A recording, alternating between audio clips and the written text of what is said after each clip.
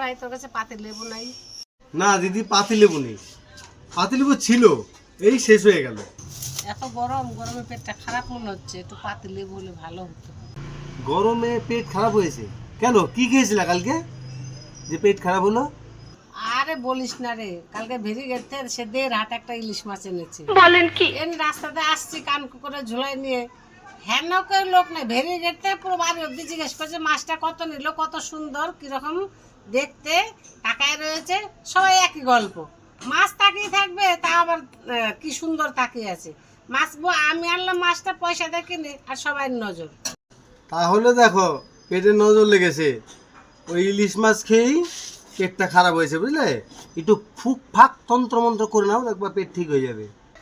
আরে ওই ফুক ফাঁকে কাজ হবে না, তন্ত্র মন্ত্র।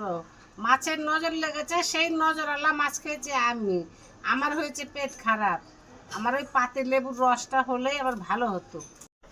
কিন্তু পাতিলেবু তো অনেকগুলো ছিল দিদি, আর পাতিলেবু এখন আর নেই। এদিক ওদিক তো খুঁজলাম, তাহলে বাজারে যেতে হবে তোমার। এই লেবু লঙ্কা ঝুলছে। দিদি না না না, এই লেবু লঙ্কা কাজ হবে না। এই লেবু হচ্ছে নজর কাটানোর লেবু। অনেকে দোকানে নজর দেয় তো, এর জন্য এই লেবুটা ঝোলানো, যেন নজর কেউ না দিতে পারে। কেউ নজর দিলে সে নজর কেটে যাবে, এর জন্য এটা ঝোলানো।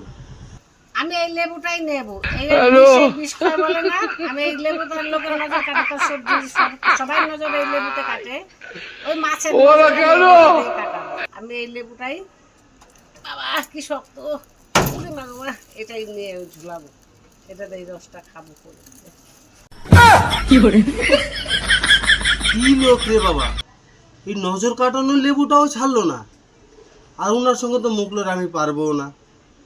তার থেকে যাক, ওনার যদি নজর কাটে কাটুক, আমার নজর থাক।